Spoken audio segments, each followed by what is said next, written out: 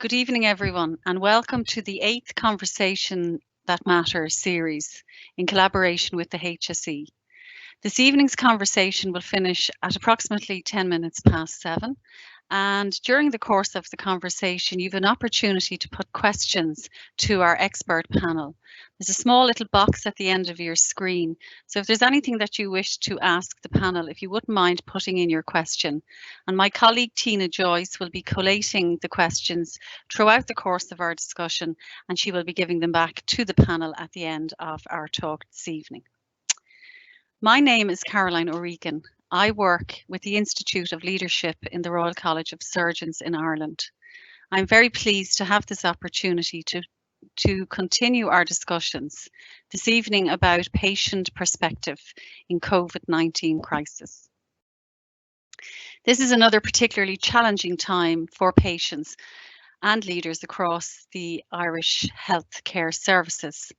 I would like to welcome our panel of experts. I'd like to welcome back Dr. Miriam Colleran. Miriam is a consultant in palliative medicine with St. Bridget's Hospice, Naas General Hospital. I would also like to welcome Ms. Anne Nally. Anne is with us here representing the Irish Society of Gynecological Oncology Public Patient Involvement. So that's the ISGOPPI. And I'd like to welcome back Dr. John Fitzsimons. John is a consultant paediatrician with Temple Street Hospital here in Dublin and is also a clinical director for quality improvement. And I'd like to also welcome Miss Marie Ennis O'Connor. Marie is a keynote speaker and social media strategist in Ireland. They are all here joining us this evening to talk about the patient perspective and their own experience.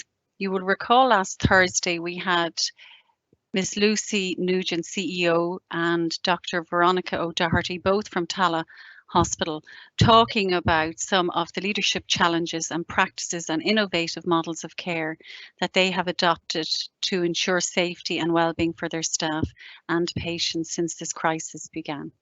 We talked about the importance of the patient and the patient's perspective. So we're delighted to continue that conversation with our panel this evening. So Miriam, Anne, Marie and John, it's lovely to see you. Thank you very much for your time. And I'll pass you over to Miriam now. Thank you. Thanks very much, Caroline. Anne, thank you. It's great to have you here with us today. The COVID-19 pandemic has been a challenging experience globally, but locally and as clinicians, our focus is on optimizing patient care. Dr. Ira Byock, the past president of the American Association of Hospice and Palliative Medicine and author, recently stated that serious illness is fundamentally personal. And furthermore, when discussing the delivery of patient care, he said that we work in teams and sometimes we work in teams of teams. And it's very generous of you to join us here today. Firstly, would you like to tell us a bit about yourself, please? Thank you. Hi, everyone. My name, as the ladies already said, is Anne Nally, and I'm delighted to be a part of the conversation this evening. First of all, a brief introduction would be I'm a cancer survivor, diagnosed 8 years ago. I was 29 years old and 29 weeks pregnant. Shortly after giving birth at 33 weeks, I started the grueling treatments of chemotherapy, brachytherapy, radiotherapy. And the effects of all the therapies took its toll on me and left me with some extreme life-changing conditions. So I've had a lot of hospital appointments, physiotherapy, any kind of procedure, surgical. So I've experienced the hospitals and doctors and nursing staffs for many years now, and I've always had great experiences, and I can't fault my team of doctors. Since COVID-19 has hit, I've seen a big change. Mostly, I suppose, the communication. Communication, I think, is vital. And the communication between the doctors and nurses and patients, it's slightly fallen, and it's to no one's fault. It's just due to lack of resources, I suppose. when you are waiting to hear if you have a clinic appointment, it's very stressful. You don't know, is your appointment going to go ahead? You don't know if you have a procedure. So there's a lot of words you could use. It's stressful, you're anxious, you're worried. So there's a lot of feelings every type of patient feels, I suppose. It's not just cancer related. Okay. And I've had experience from, say, procedures within the COVID pandemic. So I've had 2 procedures in a hospital of recent, and they were very different in the sense that you're walking very much on your own. You get checked over in relation to COVID. You enter the wards, which you're also on your own. The nursing staff keep their distance to a certain extent. Okay. So that safe and secure environment that you would normally enter, it feels more distant and lonely. Okay. So naturally, fears and anxieties and all of that will start to develop from a patient's point of view. So if it was any advice from a medical team's point of view, I'd say make sure to sit down, even if it's at a distance, it's fine, and just talk calmly, explain exactly what's happening. Okay. You know, reassurance that there will be a follow-up and that you will have a means to contact someone if you've any queries. So it's very, very important, more so than ever, to really talk with your patient, to really reassure. Reassurance is vital. Okay. So it can be very lonely, I suppose, in the COVID, because normally you could have your partner, your husband, wife with you. So all of that has been taken from a patient. Okay. So their comfort zone it's gone. So it leaves a lot of space for all the anxieties and worries. Okay. And can you tell me, can we chat a little bit more about that, if that's okay, Anne? Yes. How did that compare to before? To you mentioned your experience before now, in terms of your saying there how someone's very much alone, and also how has the communication with your team changed? With regards loneliness and all of that, so the process which we would normally follow as patients, you'd go to your clinic appointment. It's always very busy. You're welcomed with open arms. You have your doctors, you have your nursing staff, and everybody is so helpful. They're a brilliant team. I'm very blessed to have a great team. You're given the explanation as to what's next for you, whether it be another appointment, a scan, a procedure. So you know your plan. You go away with, and if you have someone with you, you go away, you know, I have this in place and I'm going to do that. So if it's a scan, you get your date, you go. If it's a surgical procedure, you get your date, you go into the hospital, you more than likely have someone with you in order to drive you home. So they can sit and wait for you. Your nurse explains everything. Your doctor sometimes comes around, he will explain it, your anesthesiologist. So there's a lot of people involved in the process. And there's plenty of opportunity, I suppose, to ask the questions that you want to know. Simple things like them fabulous stockings you have to wear for surgeries.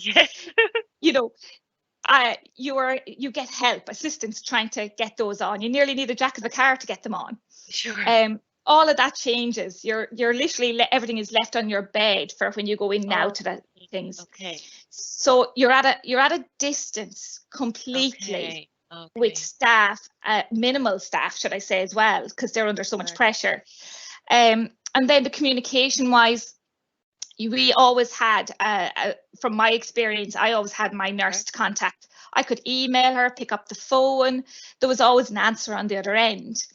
Unfortunately, due to, I suppose, dispersing the teams now and being redeployed, we don't have that luxury of direct contact anymore, should I say. So it takes a longer time frame to make contact. And with regards follow-up as well, there's no direct contacts again. So if you have a query, your GP may not be able to help because they're unaware of the procedure. So your direct contact with your doctor and nurse and medical team is very minimalist and more distant. And that can encourage a lot of feelings and fears and anxieties in a person in general, Sure. to just not know, Yes. is there someone going to be there? Who can I ask the question? Okay. Okay. So the communication really, I suppose, has dropped to no fault of anyone. It's the situation we're in. Sure. But it just leaves people very vulnerable, I suppose. Very vulnerable. Okay. Okay. And we might come back to that more in just a moment, if that's okay, Anne. Absolutely. Thank you. You mentioned something really important there a moment ago. You talked about fear. Yes. About fear and fear of coronavirus. Would you mind chatting a little bit more with us about that? Yeah, I think there's a couple of outlooks when it comes to the fear. So speaking with some very good friends and family of recent, I asked their opinions as well when it comes to what they feel fearful. So from say from my mother's point of view, who has COPD and diabetes, and she'd be quite worried, and her fears are slightly different than a friend who's currently going through treatment for cancer. Sure. To me, who's going through a surgical procedure. Yes. So my fears were not COVID-19 related virus, would I get the virus? My fears were going into a hospital situation very much alone, unsure of exactly what procedures was going to be formed. Would I be tuned in and off after anaesthetic when I wake up? You know, there were my fears. Would the procedure work? It wasn't necessarily getting the virus or catching the virus. So that would have been mine. And then I look at, say, my mum's point of view. Her fears was catching the virus, and what would happen if I caught the virus? I don't want to go to the hospital because no one can visit me. I'd go into depression, and so the fears is very different from her point of view. And then from someone that's going through active treatment, their fears are, is my treatment going to be changed? Is it as good? Is it going to work? So there's so many different levels and types of fears from different patient perspectives. Sure. No, I see where you're coming from. And I suppose for us as clinicians, and we work in teams, and sometimes we work in teams of teams, what type of message would you like us to take home? And what do you think that we might do differently that might help our patients more? I think more communication. If there was some form of communication, it doesn't have to be an email, a letter. It's just to kind of reassure people that you're not forgotten, that things have gone to a different style of communication, but you're not forgotten. We're here to help. We can be contacted.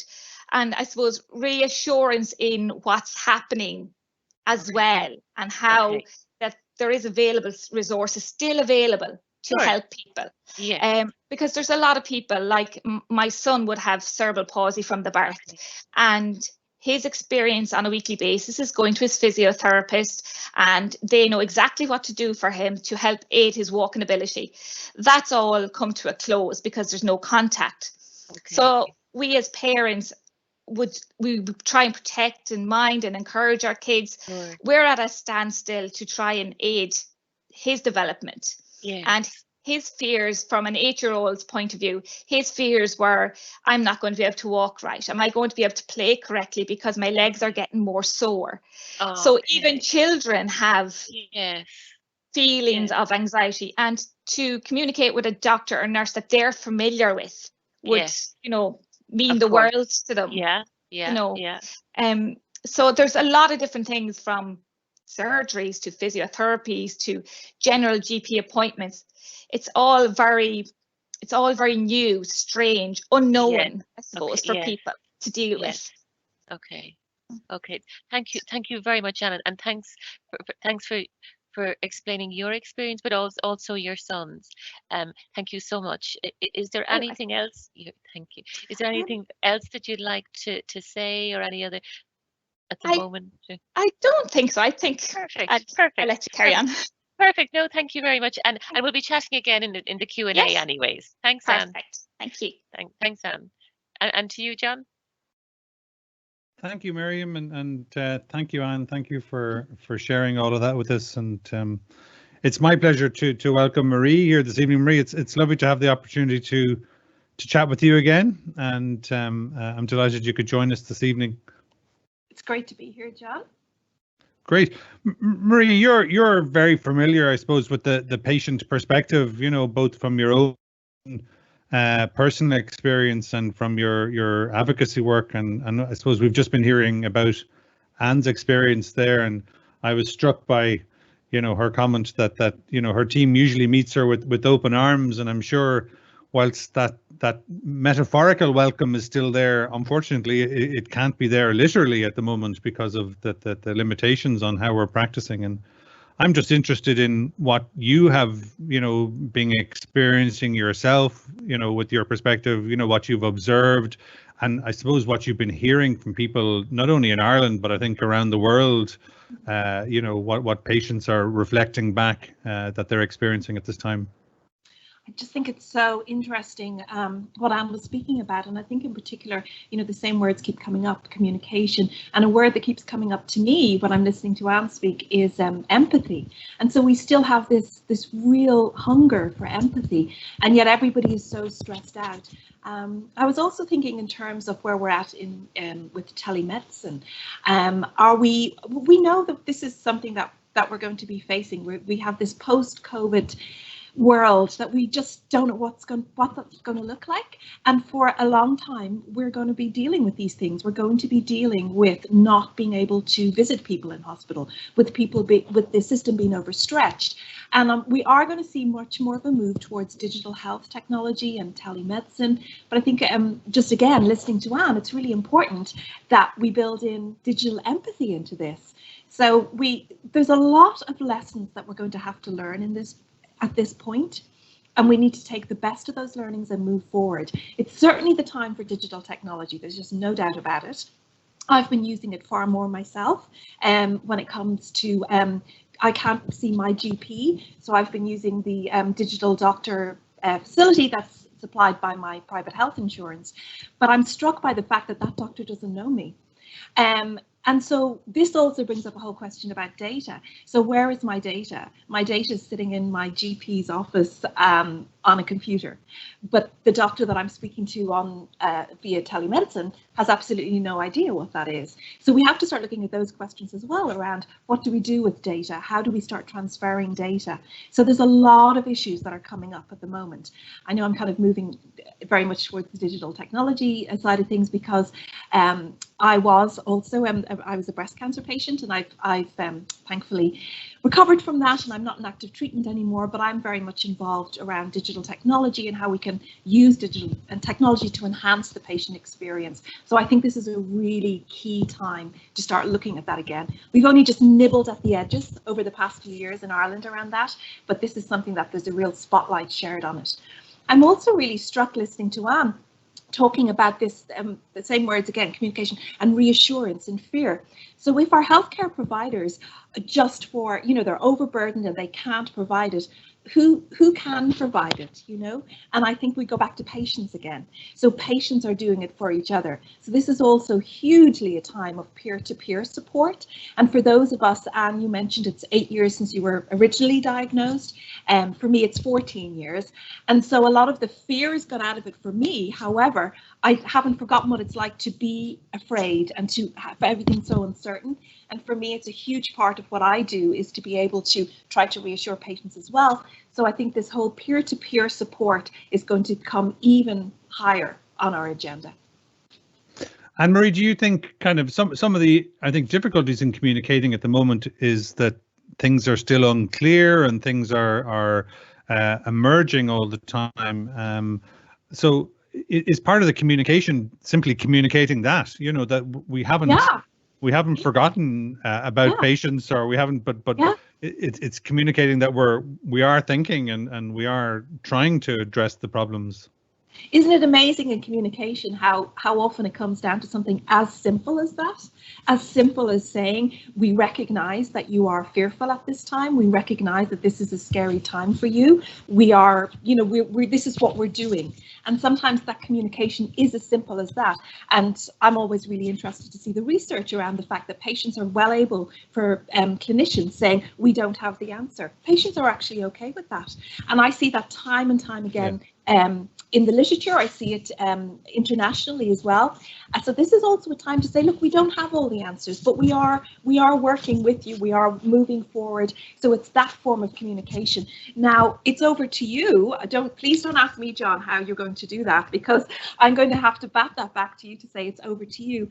I'm going to talk about something that's very part of my working life, which is the online space and the digital space. And I think that it's really important that there's some representative or groups that are also there online and able to speak to patients online and hear what they're saying online as well. And I only have to look at, I think the HSE have done a fantastic job in communicating at this point.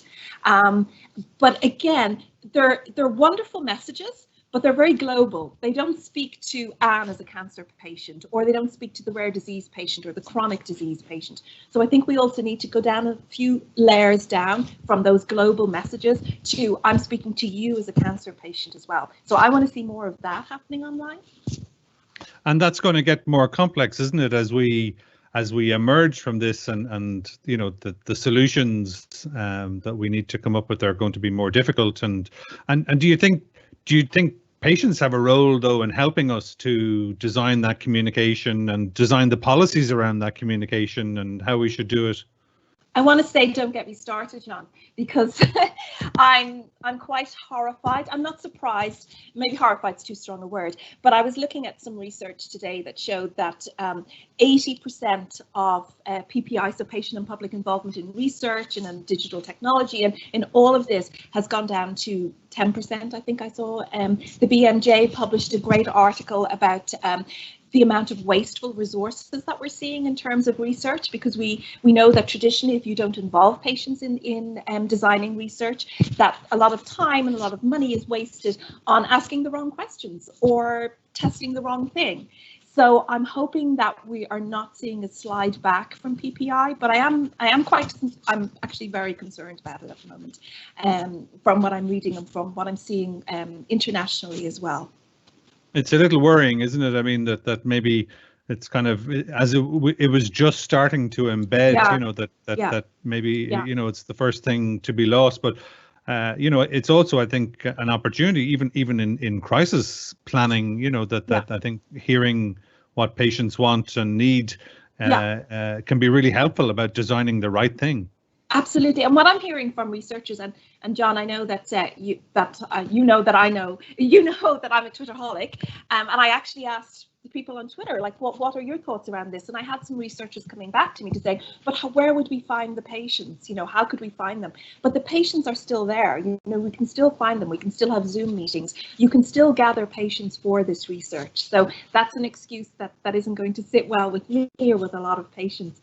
I do want to say that I also came across something that's an international collaboration. It's called the COVID-19 Cause Project, and it's led by an international steering committee, and it's a task force, and the role is to identify and to then synthesize rapidly emerging clinical research and data, and then deliver national guidelines for the clinical management of patients with suspected or with proven COVID-19. And that's bringing patients and the public and health professionals all together. So if anybody is listening to this and really wants to explore how can you involve patients, I just advise you to go and have a look at that steering committee.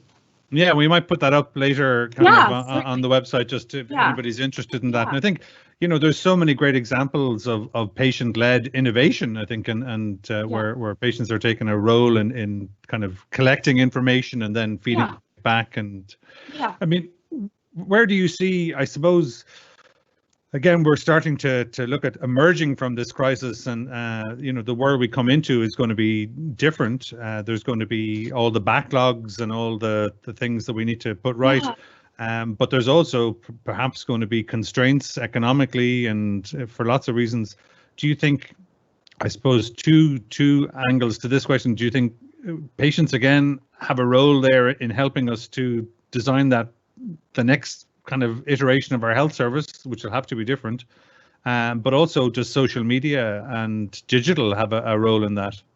I mean, it has a huge role in it. I think that we're going to, as I said earlier, we're definitely going to move far more towards telemedicine and towards digital technology and AI. However, we also do need to be cognizant of the fact that we're going to create digital exclusion if we do that. So we're also going to leave behind a huge part of the population when we do that. So this is, I do think that we're going to see an awful lot more companies. I already see them coming in, claiming this space, moving into this space, but we have to be really, really careful around this and who we're bringing with us. So absolutely, patients need to be involved.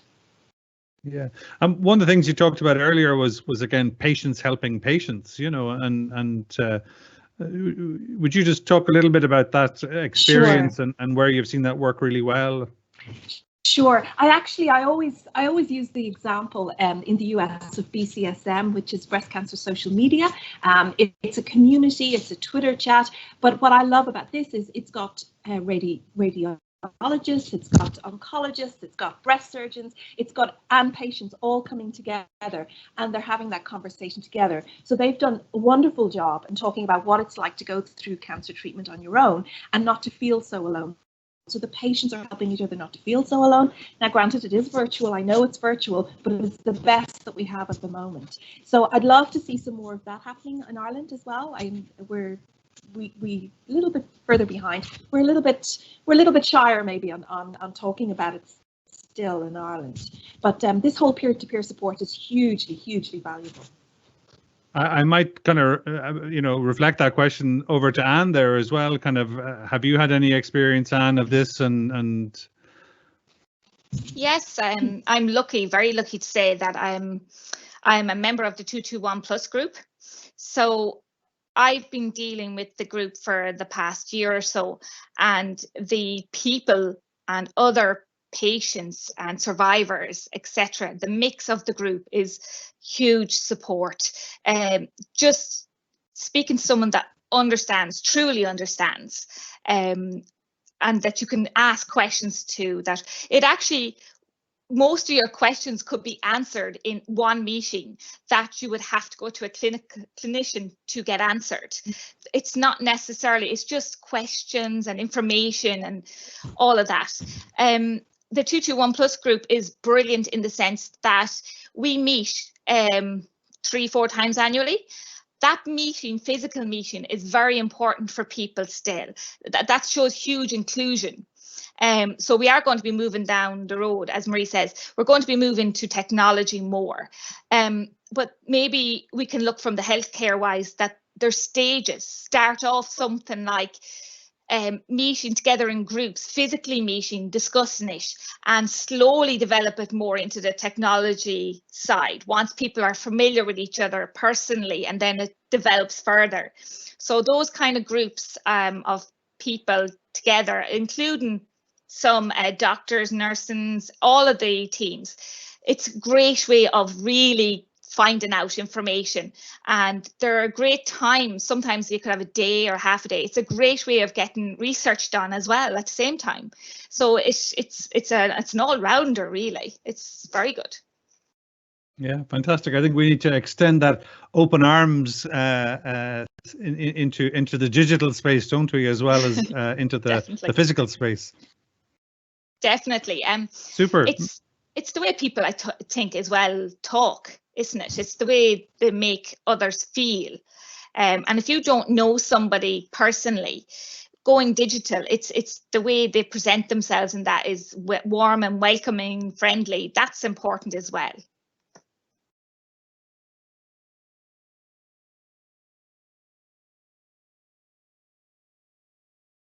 Marie, did you want to come in there? I'm sorry, I think we're having a little bit of sound trouble. No, I'm absolutely agree. I absolutely agree with you. I think that we also have to look at asynchronous communication. So we can't always meet, and we will not be able to meet for a long time. Those that are immunosuppressant will not be able to meet in groups anymore. So this really is the time that we have to bed down on the whole digital aspect as well, and the social media, and the social support that we can find online. This really is where I see it coming to the fore. I suppose I just have one thing. I love, it's wonderful that it's patients. I'd also love to see maybe some healthcare professionals also stepping into this space. And being there as well. Not all the time, but from time to time. Yeah. Super. Miriam, do you have any questions, or will we hand over to Tina? Or I think it'd be good to see if with Tina if there's been any questions from the participants. Yeah. Thank you, folks. Thanks very much, everybody. Thank you, guys. That was fantastic, very interesting. And over to Tina. Okay, thank you very much, everybody. That was a really interesting discussion. And we've had some comments coming in on the little board there, but we've also had some texts in from people who weren't able to get on and were able to listen but not able to type. So I suppose the first one is one from Karen, and Karen is just saying, are there practical things that you think healthcare professionals could do in hospitals which would help? Like, everybody's very aware in the situation of COVID about sort of maintaining social distance and that, but are there practical things that you would like to see implemented, maybe, Anne, that you think would help?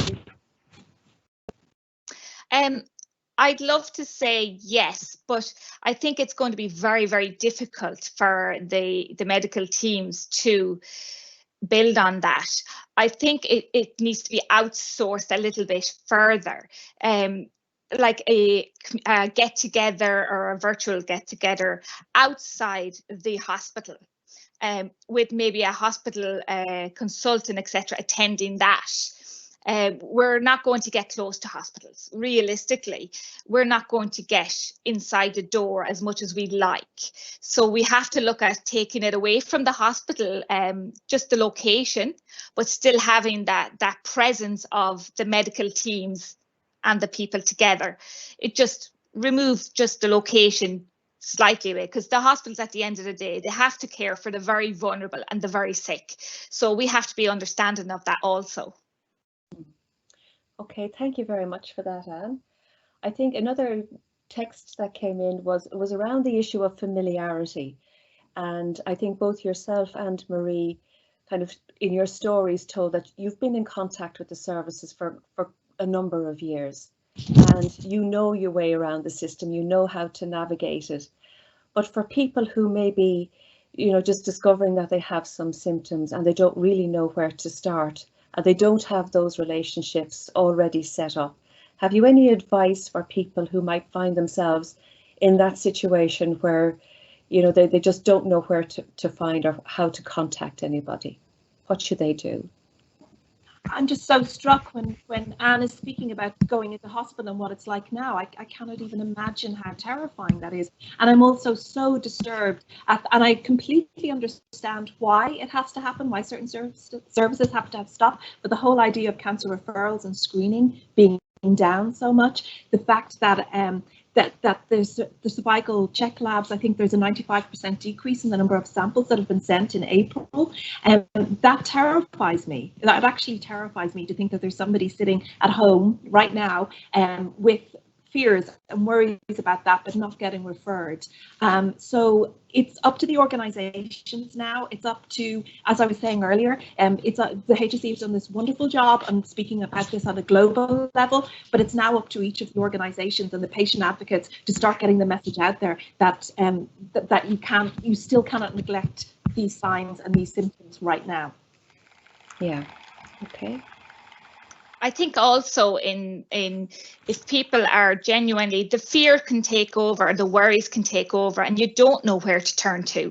And you really must contact the GP. I know they're very tight in how they can work as well, but they're still there. They're still available to help and assure you that there is still processes in place. And our health doesn't stop. We still need to be smeared. We need to be strong as people as well, to push through to say, we need this. We want this to happen. And without our strength as people to say this has to happen, we have to have people listen. So without our voices, it won't happen either. So we have to say we need to see the GP first of all. We need a visit. And if we need a smear test, we don't know if that's happening, we need it. We want this now. What's going to happen? So GP is the first point of contact in regards with any time scale. And then just don't be afraid to express, your concerns. Just don't be afraid to say how you feel and what you need as a patient and what you need as a person. It has to be dealt with. Like it's so important. And I'm almost feeling like we need a campaign around this, though, because but honestly, I'm hugely concerned that there are people, and not to be alarmist, who will die of cancer quicker than they'll die of COVID because they're not going for their tests, or so that it's a huge worry to me at the moment. And I think that the longer this goes on, I completely understand that we were in crisis mode in March and April, but this is the mode that we're in coming out of it now, April, May, June, July. So we need to start looking at how we communicate with patients that early detection is still vital. Marie, you're so right, because when I look at our group with the 221 plus, we were all screened at different stages of our lives, and there was a misreading in our smears. That time scale, it could have been 2 months, it could have been a month, but that time scale affected more than 221 of us in a negative way, and it caused the loss of some lives. It caused life-changing conditions in some of us that had to deal with this, I suppose. Yes. So like it can be a week, a month, 2 months. The timing is extremely important to not postpone anything. We can't afford to postpone it, or this will happen again. This is not going to resolve itself. It'll happen again if we don't push through and say we have to continue this. There has to be a way where the medical teams can provide these services. There just has to be a way. Okay, thank you very much for that. There's comments coming in just to say thank you to both of you for sharing and for being so open and being honest in just who you are and what you've been going through. And I think as well, we're having this sort of introduction into lots of different ways and innovative ways we can use technology, and we really liked that idea of empathetic digital empathy, because I think that's really important. So listen, I'm going to hand back over to Caroline now, and thank you again. So thank you very much, everybody, and a big heartfelt thanks to Anne and Marie for taking of your very special time to share your experiences with us this evening, and indeed to offer some suggestions which I think are very proactive and quite realistic. I suppose to sum up the main themes, and Tina has alluded, and as has John and Miriam, a big focus on communication, and that really patients just even want any type of simple explanation of what's happening, and that it's really important, the last point that you raised around proactively communicating with patients. The example Anne gave around the smear delay and the impact that had longitudinally, and are we looking at that in other conditions post-COVID?